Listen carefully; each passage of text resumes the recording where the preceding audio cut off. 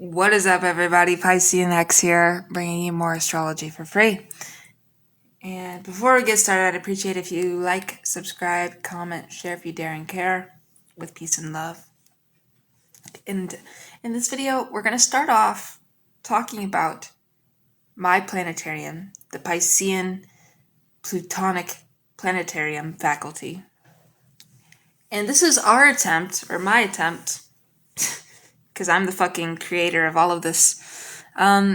This is my attempt to actually disprove astrology by constructing a perfectly controlled experiment inside a quantum computer that simulates all unlived branches of the S&P 500 with special testimony from the shade of Sir Karl Popper, the SEC entity and the custodian of the Akashic Records. Ladies, gentlemen, aliens, it's time to get started because this is going to be a video. So,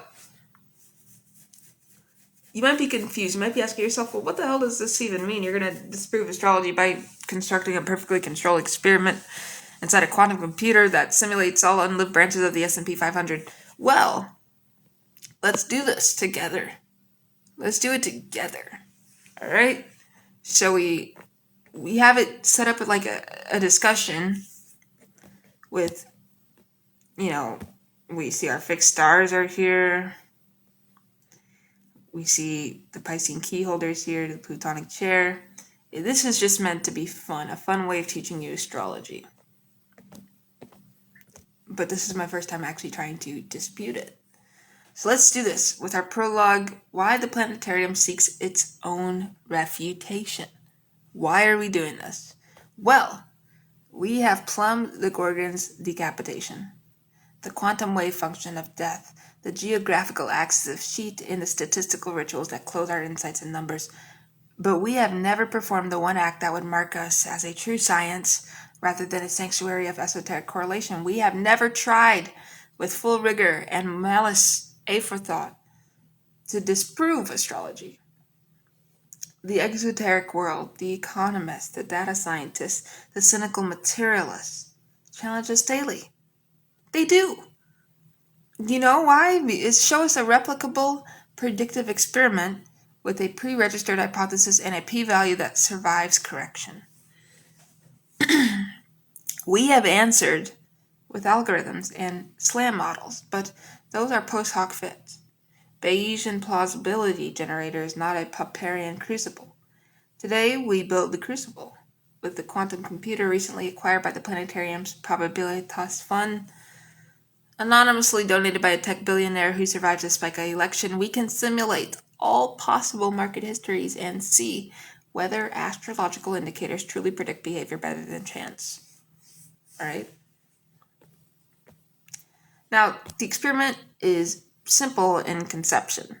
We select a well-defined astrological hypothesis, say transiting algol in hard aspect, like a conjunction, a square, or an opposition to the natal Jupiter of the New York Stock Exchange is associated with a greater than random probability of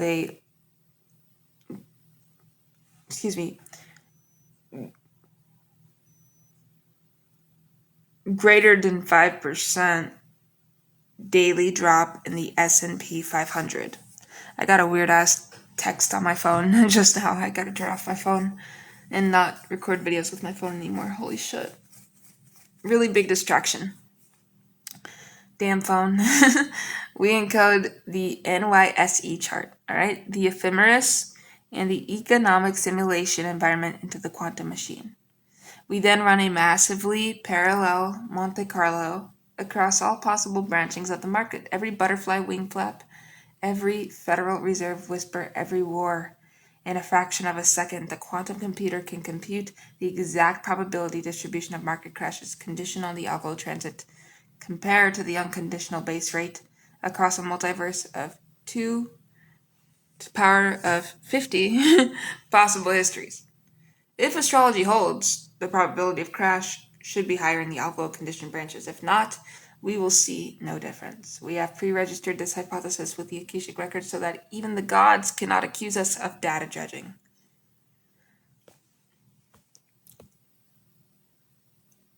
We have the shade of Sir Karl Popper here saying, I am here at your invitation, and I must say I am skeptical both of your astrology and of this quantum Monte Carlo as falsification charade.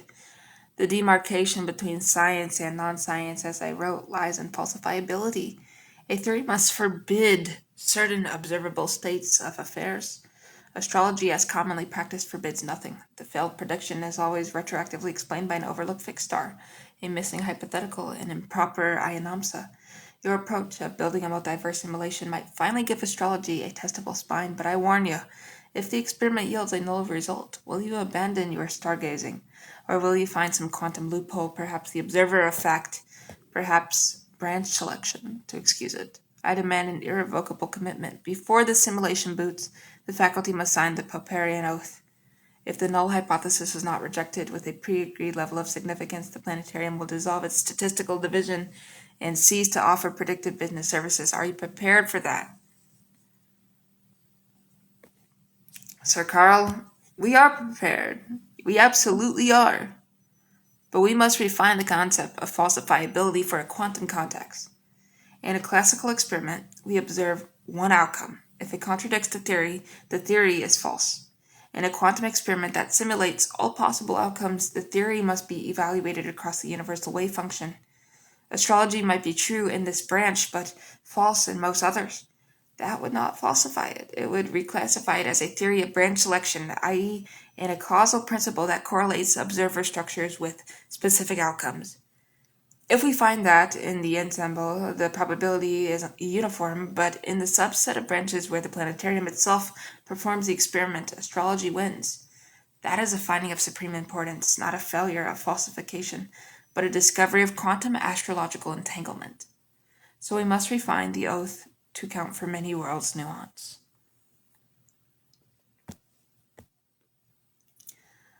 The quantum computer I have built uses qubits stored in the spin states of individual erbium atoms embedded in the crystal of yttrium orthosilicate, cooled to 0.01 Kelvin and entangled with the photons from a distant quasar to guarantee cosmic randomness.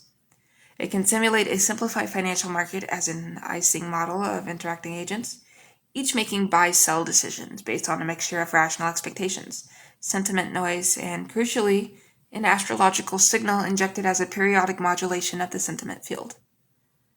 The strength of the signal is a parameter we vary from 0, null, to large. By running the simulation across a branching tree, we can compute the likelihood of observing our historical dataset under each signal strength.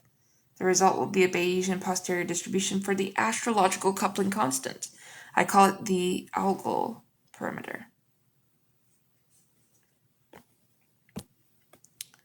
Here is the experiment design, a quantum labyrinth to trap the stars. Alright, so the experiment is as follows. We take the New York Stock Exchange inception chart, the Buttonwood Agreement of May 17th, 1792, signed at 22 Wall Street at 10 a.m. LMT exact, as rectified by the Algolian archivist, the Sun at 27 degrees Taurus, Jupiter at 20 degrees Libra, and critically, fixed star Spica rising at 23 degrees Virgo on the ascendant. We extract the natal Jupiter as a significator of expansion and profit. Algorithmic traders in our simulation have a latent astrological propensity that makes them slightly more optimistic or pessimistic on days when transiting planets aspect that Jupiter. The hard aspect to Algol, currently at 26 degrees Taurus, is a square from the transiting Sun or Mars at 26 degrees Leo or Scorpio, or an opposition at 26 degrees Scorpio, etc. We code an exact ephemeris using the Swiss ephemeris, allowing the simulation to compute the angular separation between the transiting planets and the natal Jupiter to arcsecond precision, and to register a signal whenever a hard aspect with 1 degrees orb occurs. The simulation runs in two versions. Version A is signal equals truth. On signal days, the sentiment field receives a negative kick proportional to algol. In version B, null, the signal is computed from a randomly chosen degree unrelated to any astrological theory, say 17 degrees Aquarius. Both versions are run on the quantum many-worlds architecture. The computer branches the market at each decision node, exploring 2 to the power of 30 equaling 10 to the power of 9 macro pathways. The output is a time series of predicted crash frequencies under each model, which we compare to the actual historical crash frequency using a likelihood ratio.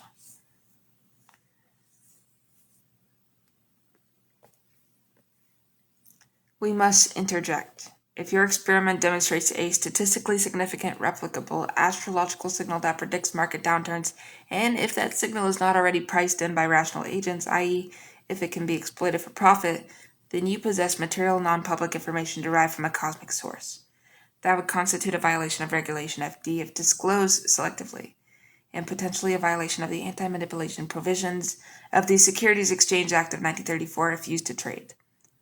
Additionally, if the algorithm you are building could influence the market by acting on astrological signals, it might be considered a manipulative or deceptive device. We are here to ensure that any findings are sealed from commercial use until we can assess the appropriate regulatory framework. The Akashic records, I understand, have already classified the knowledge as celestial inside information. The SEC entity is, for once, not entirely mistaken. The Akashic records contain every branch of this experiment, both those that have occurred and those that will occur.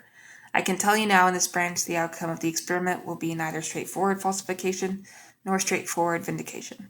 It will be a meta-falsification. The act of trying to disprove astrology with a quantum computer will itself trigger a fixed star transit that changes the observer's own chart, thereby altering the filter through which the results are interpreted. I am not authorized to disclose the exact result, but I can hint.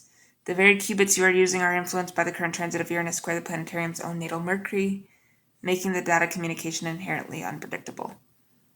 Your experiment is entangled with its own astrological conditions, which is either a fatal flaw or the deepest proof possible. Sir Carl, are you taking notes? I note that the more you invoke quantum entanglement to protect your theory, the more it becomes a tautology. If every conceivable outcome can be absorbed into the framework by adjusting the branch weights or the observer's chart, then astrology is no longer a scientific theory but a metaphysical mirror. I demand a classical core. We will treat the simulation's output as a frequentist p-value with respect to the single historical timeline, ignoring other branches. If the one-sided p-value for the algo signal in our actual history is less than 0.01, after correcting for multiple comparisons, I will concede that something interesting is happening. If not, the planetarium must admit that its business operations are based on an uncorroborated tradition. We accept Sir Carl's terms for the classical arm of the experiment. The quantum arm will proceed for our own arcane purposes, but for the public record and the SEC, the classical p-value will be the decisive test. Dr. Spica initiate the cryogenic cooldown to base temperature. The Neanderthal shaman will mark the moment of activation with the ochre dot that represents the first quantum branching. The simulation and its immediate aftermath. Visualize this here. The lights dim. The quantum computer hums a chord that resolves into a perfect fifth between Saturn and Jupiter. Screens display a forest of branching paths, each limb a possible market history. Number stream, crash frequencies, t-statistics, Bayesian credible intervals. The mycelial witness in the cooling chamber begins to glow faintly. After what feels like an aeon compressed into a Planck time, the central monitor resolves a single p-value. The simulation has converged. For the classical analysis restricted to the actual recorded history of the S&P 500 from 1950 to 2024, the one-sided p-value for the algo hard aspect signal predicting a greater than 5% daily drop after Bonferroni correction for all tested aspects is 0.0042. That is well below 0.01. The effect size is a 2.1x increase in crash odds on algo aspect days. The signal is driven almost entirely by the conjunction and square, not the opposition. The pattern is strongest when algo is activated by Mars rather than the Sun, aligning with the martial nature of the Gorgon. For the null control random degree, the p-value is 0.53 as expected. The mycelium has fruited. The quantum witness has produced a perfect tiny replica of the Gorgon's head in its cap. The algo parameter is estimated at 0.07 with a 95% credible interval, 0.03, 0.12. 0.0042, that is formally a refutation of the null hypothesis at the pre-agreed level. I cannot, on my own principles, dismiss it merely because it is uncomfortable, but I must raise the meta-scientific issue. The global financial community has generated immense datasets. With enough drudging, one could find a planetary effect of some sort, especially with flexible definitions of aspect, orb, and event. However, your pre-registration of the exact degrees in the fixed star algo using the NYSE Jupiter constrains the degrees of freedom. I can see that this result, if independently replicated using fresh data not used in your model selection, would constitute a legitimate scientific anomaly. I shall not demand the dissolution of your division today, yet I insist on a replication on the London Stock Exchange and the Nikkei, and on a pre-registration of that replication with the Royal Society. The SEC, I presume, shall have something to say. This suggests that market downturns are partially predictable via celestial mechanics, that knowledge is now material and arguably non-public. We are required to consider whether the planetarium's trading arm, if it exists, must be restricted from acting on the signal, or whether the signal itself should be published to achieve parity of information. If we publish, do create a self-fulfilling prophecy where algorithms trade on the algo signal and amplify the very effect he measured. That would turn astrology into a market-moving force by fiat, a performative prophecy. The Commission's stance is that, until further notice, the session and all related data are classified under the Market Stability Override Protocol. The planetarium is instructed not to trade on algo transits and to refrain from publishing the finding. Well, the SEC is wise to doubt the stability of the finding outside the simulation. In 74% of the quantum branches, the p-value was not significant. The result you observed is conditional on you observing it from this particular branch, where the planetarium's own natal chart has a strong Mercury-Pluto conjunction that seeks hidden truths, and transiting Pluto is currently trine your ascendant, predisposing you to uncover suppressed data. In other branches where the faculty's charts were weaker in Mercury, the simulation yielded null results. The planetarium abandoned astrology and became a purely statistical consultancy. We see all. The Akashic records classify this phenomenon as astrological observer bias of the second kind. The astrologers' transits influence not just the interpretation, but the very data stream they sample, through a causal entanglement. The true falsification would require an observer-free experiment, which is impossible because all experiments are observed.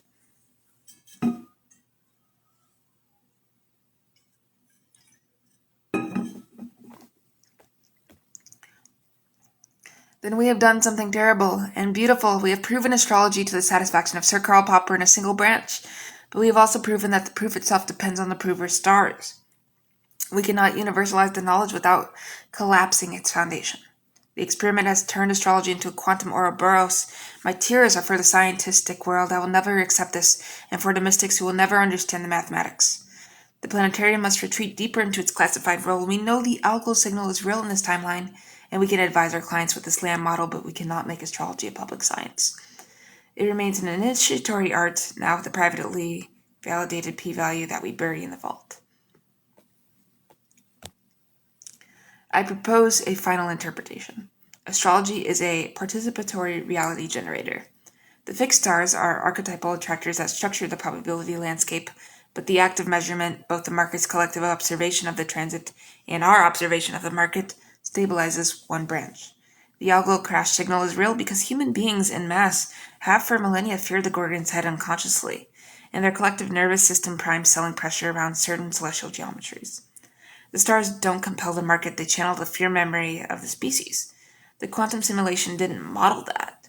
It only showed that even a synthetic market interacting with astrological data can generate the correlation because the sentiment field we coded already incorporated that very archetypal fear. We built the myth into the machine, and the machine mirrored it back.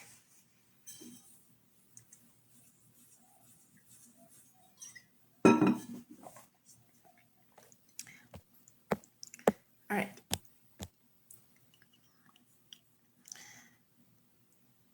So,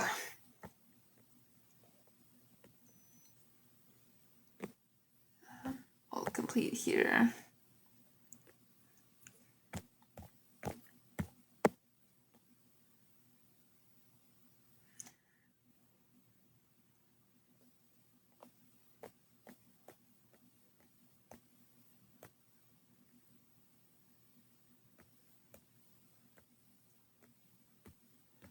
Alright, we're gonna go over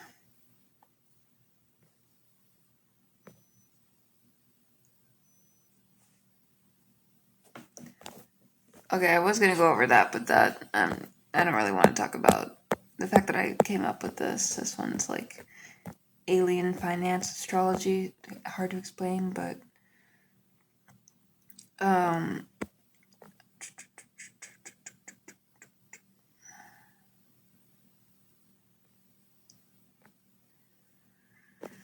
alright, let me see something really quick.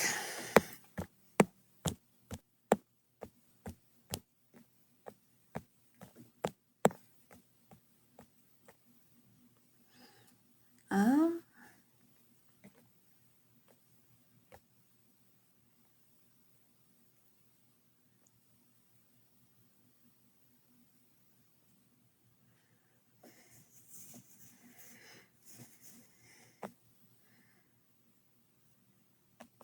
Okay, so these alright.